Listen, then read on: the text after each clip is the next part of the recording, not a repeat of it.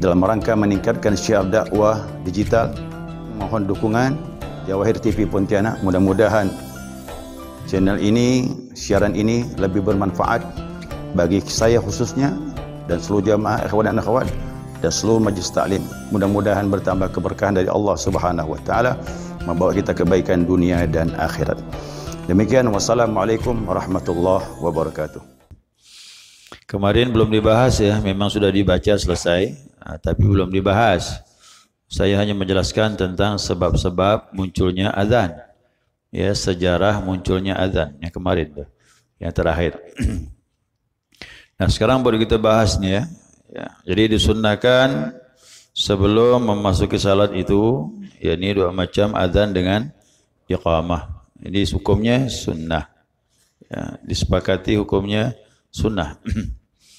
Nah, azan dalam bahasa Arab itu namanya i'lam, pemberitahuan masuk waktu salat. Nah, muadzin juga begitu. Muadzin harus tahu masuk waktu salat. Ya. Nah, jadi muadzin itu punya hak untuk melaksanakan azan. Dia tak perlu izin dari siapapun, yang penting tahu masuk waktu salat, ya azan. Itu muadzin. Jadi azan itu haknya muadzin. Tapi ingat, kalau iqamah haknya imam. Ya, itu harus beda. Kalau mau salat, mau iqamah, tunggu dulu isyarat dari imam. Imam berisyarat, iqamah lah. Karena akan mendirikan salat itu hak imam. Ya, hak imam. Tapi sekarang tak pakai lagi dah. Sekarang pakai bel. Tet, langsung iqamah dia.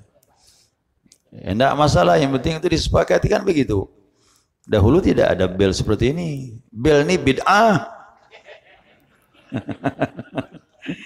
Ya, bid'ah bel nih.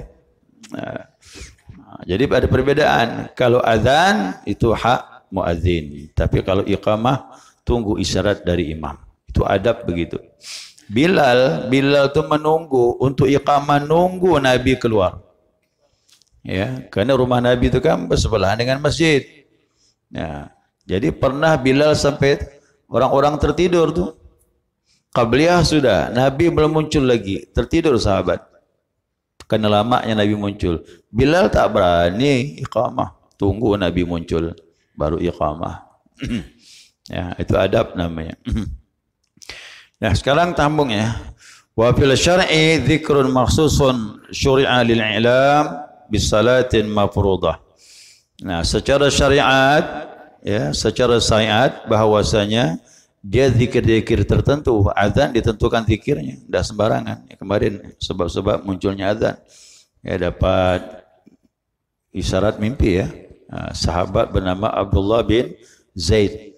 Nah, dia mimpi dengan kalimat-kalimat itu dan Nabi menyatakan mimpimu telah mendahului wahyu, kata Rasulullah. Dan ini dilakukan untuk salat fardu saja. Ya, jadi azan hanya untuk salat fardu.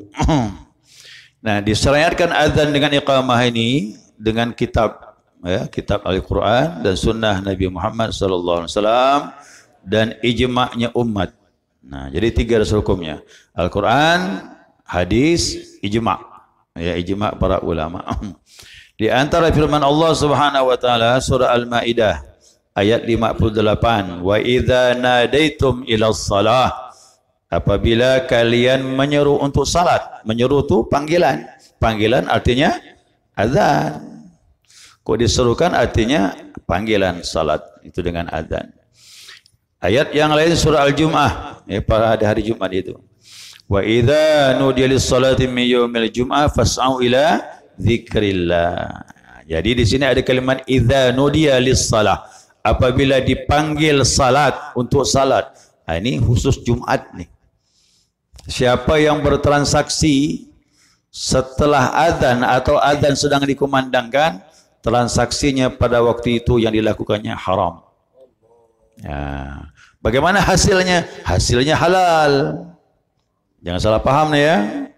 Orang jual beli, azan sudah dikumandangkan, transaksi masih ini, transaksinya itu hukumnya haram. Tapi hasilnya tetap halal karena bukan hasil curian. Ya. Haramnya di mana? Karena waktu sudah masuk. Allah bilang, "Wadharul bai'," tinggalkan jual beli. Masih jual beli. Masih berdagang. Ya, masih beraktivitas. Di situlah letak haramnya. Nah, kemudian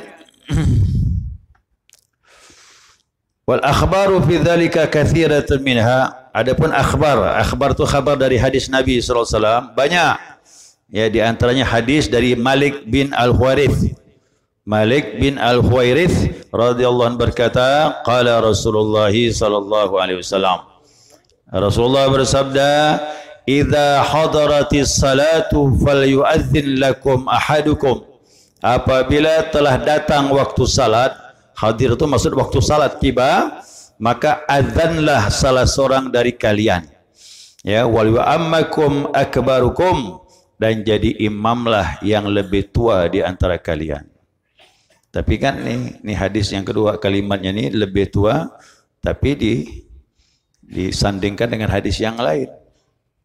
Kalau tua pun bacaannya rusak tak boleh juga. Kita pakai hadis yang lain lebih lengkap mengenai ini.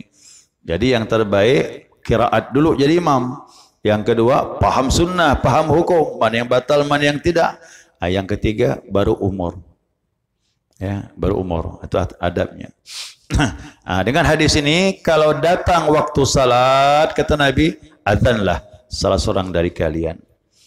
Kenapa pilih imam yang paling tua? Orang tua ini lebih banyak kebaikannya. Ya, bacaannya bagus, hukum fikih dia paham, umurnya lagi lebih bagus. Umurnya lebih tua. Apa sebab? Kebaikannya lebih banyak. Saya umur umpamanya 50, ada samping saya umur 60, yang 60 lebih lah jadi imam. Artinya fikihnya sama-sama paham, bacaannya pun memadai, umurnya lebih. Yang lebih umur lebih jadi imam. Karena kebaikannya lebih banyak. Ya, kebaikannya lebih banyak. Jadi memang kita harus menghormati orang tua. Tak boleh tak. Ini adab. Ya, kecuali memang orang tua tu bacaannya tak bagus, barulah yang muda maju. Ya, coba lihat Allah bilang wa ma khalaqtul jinna wal in. Kenapa jin lo disebut? Jin duluan diciptakan. Padahal mulia mana? Mulia manusia, jin tak ada rasul. Mana ada rasul jin? Tak ada. Tapi manusia banyak. 124.000 nabi. 313 rasul. Semuanya dari manusia. Bukan dari malaikat, bukan dari jin. Tapi Allah sebut jin dulu. Apa sebab? Adab. Duluan lahir. Duluan diciptakan. Kita juga begitu. Harus hormat dengan orang tua. Ya, harus tua. Walaupun bukan orang tua kita, orang lain. Nah, kemudian mana tadi itu? Wa fi riwayatin fa adzana thumma aqimah. Dalam riwayat yang lain azan, ya. Azanlah dan iqamahlah. Jadi azan dan iqamah. Nah, keduanya azan dan iqamah ini hukumnya sunnah. Inilah pendapat yang paling sahih. Tapi ingat, sunnahnya sunnah kifayah. Ya, baru dengar nih. Sunnah kifayah. Selama ini taunya fardu kifayah. Ini sunnah kifayah. Artinya hukumnya sunnah dan memadai satu orang yang melakukan. Saya mau tanya, berapa orang yang muadzin tuh? Yang azan? Satu. Di sampingnya sunnah, satu yang melakukan, gugurlah kesunahan yang lain. Itu namanya sunnah kifayah. Seperti korban nanti. Kita berkorban tak lama lagi nih. Berkorban itu hukumnya dalam satu keluarga, sunnah kifayah satu orang. Kalau satu orang sudah berkorban, gugurlah yang lain. Ya, kesunahan yang lain. Itu maksudnya. Bukan satu ekor kambing ramai-ramai. Kan? Ini salah paham. Nanti motong kambing seekor, sebut 7 orang.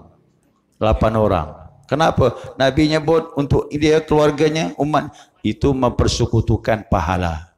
Kalau pahala niatkan, dapat semua. Tapi kambing yang berkorban tetap satu. Nanti kita bahas mengenai korban tu, jangan salah paham. Ini maksudnya media ni, medsos ni musingkan orang. Pusing lah. Macam-macam, satu ekor kambing bisa ramai-ramai. Kasihanlah sapi itu. Tak laku sapi itu. Ya, jadi maknanya mempersekutukan pahala. Siapa yang berkorban untuk diri sendiri, nama sendiri, tapi yang berkorban niatkanlah untuk satu keluarga, insya-Allah dapat pahala. Yang hidup maupun yang meninggal pun dapat pahala, niatkan. Jadi hukumnya sunnah kifayah. Ada pendapat bahwasanya ini hukumnya fardu kifayah. Ada pendapat, tapi qila dalam fikih itu katanya segelintir. Tak kuat. Ada juga yang berpendapat sunnah selain Jumat. Kalau Jumat fardu kifayah. Ada ulama berpendapat begitu. Kenapa ada pendapat azan Jumat itu fardu kifayah? Al-Quran langsung menyebutkan. Ya ayyuhalladzina amanu idza nudiya lis-salati min yaumil Jum'ah. Jika dipanggil salat hari Jumat, panggilan azan. Azan itu dikatakan fardu kifayah. Kena langsung nas firman Allah. Tapi kita berpendapat sunnah. Hari Jumat kah? Atau salat 5 waktu hukumnya sunnah. Nah, kemudian hari Jumat saya mau tambahkan sedikit. Ya, hari Jumat kenapa terjadi 2 kali azan? Asalnya Nabi 1 kali saja azan semuanya. Walaupun hari Jumat. Jadi di masa Nabi itu khatib naik mimbar dulu. Ya. Khatib naik mimbar, beri salam, azan. Nah, zaman Rasulullah begitu. Masa Abu Bakar seperti itu. Masa Umar pun seperti itu. Ya, berarti berapa tahun tuh? Berlaku azan sekali. Masa Nabi, meninggal Nabi Abu Bakar 2 tahun. Ya, 2 tahun jadi khalifah, kemudian meninggal. Kemudian masa Umar itu 10 tahun 6 bulan. Ya, jadi khalifah. Berarti 12 tahun tambah lagi masa Nabi, mungkin hampir 15 tahun. Azan Jumat sekali. Begitu meninggal Umar, gantilah Uthman bin Affan. Uthman bin Affan inilah yang menjadikan azan 2 kali. Apa sebab? Karena Madinah semakin ramai. Orang berdatangan ke kota Madinah mencari ilmu, mengkaji ilmu, dan berdatangan juga termasuk berdagang. Akhirnya ramai Madinah. Begitu ramai Madinah, azan sekali, khatib langsung membaca khutbah. Orang-orang di pasar belum siap masuk masjid. Karena mereka menutup tokonya, menutup pasar itu kalau dengar azan. Azan dikumandangkan, mereka baru menghentikan aktivitas. Sedangkan setelah azan langsung khutbah, mereka banyak ketinggalan khutbah. Makanya dibuatlah 2 kali oleh Utsman bin Affan. Azan sekali menghentikan aktivitas mereka. Azan yang kedua, mereka sudah berada di masjid. Dan berlakulah sampai sekarang. Masjidil Haram pun azannya pun 2 kali sampai sekarang. Ayo, berarti 2 kali azan tu bid'ah juga. Nabi tak buat. Ayo. Berani bilang Utsman bin Affan masuk neraka? Buat bid'ah. Tak semudah itu kita menyebut bid'ah. Ada kajiannya. Ya, ada kajiannya. Ulama tu cerdas. Ya, cerdas ulama. Dan sahabat pun cerdas. Karena sahabat tahu mana bid'ah yang dilarang, mana bid'ah yang dibolehkan. Kalau semuanya bid'ah tak boleh, tak mungkin Utsman bin Affan buat azan 2 kali hari Jumat. Ya, itu dia. Nah, kemudian selanjutnya lagi. Mana tadi tu? Ya. Nah, pengarang kitab ini menyatakan ya, annahuma laisa bisunnatin fi ghairi salatil maktubah. Kata pengarang kitab ini bahwasanya ya tidaklah disunnahkan selain salat fardu. Ya, selain salat fardu tidak disunnahkan. Nah, salat nazar juga begitu, hukumnya apa? Nazar wajib ke sunnah? Wajib. Saya ada kaul, ada janji ucapan nazar. Ya Allah, kalau sampai hajatku tercapai, ya, aku mau salat 2 rakaat. Aku mau salat 4 rakaat. Janji sama Allah begitu. Tercapai hajat. Wajib salat. Salatnya hukumnya wajib. Perlu ke azan? Tak perlu. Ya. Kemudian salat jenazah. Perlu ke azan? Tidak. Belum pernah kita dengar azan kan? Salat jenazah. Kemudian salat sunnah-sunnah yang lain yang disyariatkan berjamaah seperti apa? Kal-Id, Idul Fitri dan Idul Adha, tak perlu azan. Apalagi kusuf, wal khusuf, gerhana matahari sama gerhana bulan. Sunnah berjamaah, tak sunnah azan. Apalagi istisqa, salat minta hujan, disunahkan berjamaah tapi tak sunnah azan. Apalagi tarawih, dianjurkan berjamaah tapi tidak disunahkan azan. Apa sebab? Tidak ada hadis dan tidak ada perintah untuk itu. Nah, cuma diganti dengan panggilan salat berjamaah. Cukup dengan as-salatu jami'ah. Boleh dah tu. Cukup dah tu. Cukup. Salat Id begitu saja dah cukup. As-salatu jami'ah. Boleh. Atau dita'yinkan, disebutkan jenis salatnya. As-salatul Idul Fitri jami'atan rahimakumullah. Boleh. Itu dita'yinkan, dijelaskan namanya. Tapi kalau sebutan as-salatu jami'ah, dah cukup. Ya, istisqa, ya, salat minta hujan, salat tarawih, Idul Fitri, Idul Adha, cukup begitu dah. Ya. Nah. Jadi kalau saya panggil nih, as-salatu tarawih jami'at rahimakumullah, apa jawab? Tak jelas mas ini.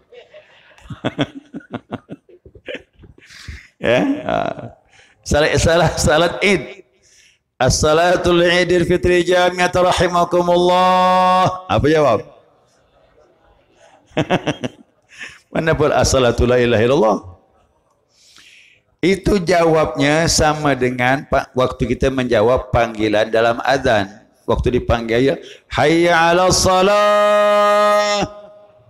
Apa jawabnya? Itu juga jawabnya.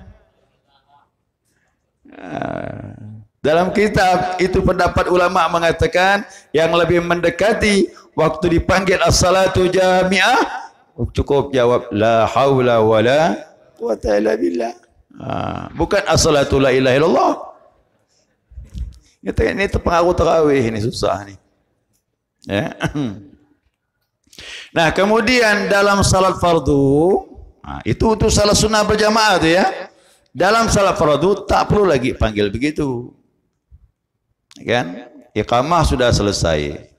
Ada imam mengatakan as-salatu jami'ah. Kan gitu kan? As-salatu jami'ah rahimakumullah.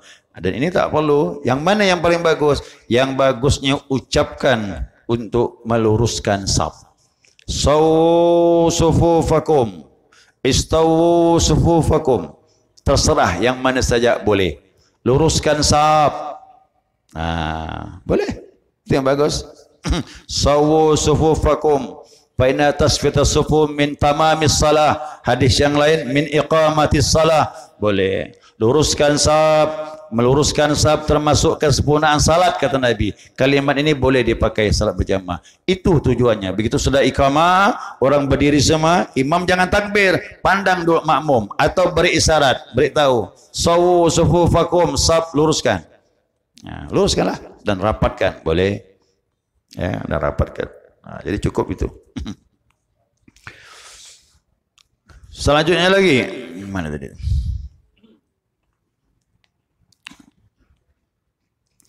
Nah, kemudian salat maktubah ini, salat fardu itu, jika salat fardu itu berjamaah, ya, laki-laki berjamaah sunnah adzan, ya, dan disunnahkan melaksanakan iqamah.